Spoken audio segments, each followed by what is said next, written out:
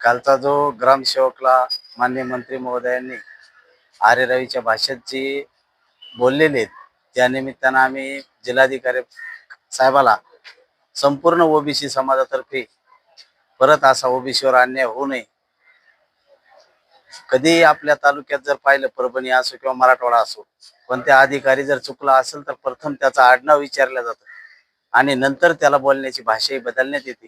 अधिकारी चुकला असेल तर निश्चित त्याला तुम्ही शासन करा, पण त्याला जो आत्मसन्मान त्याचा दुखावला गेलेला आहे तो दुखू नका. तुम्ही त्याला कायदेशीर कारवाई करा.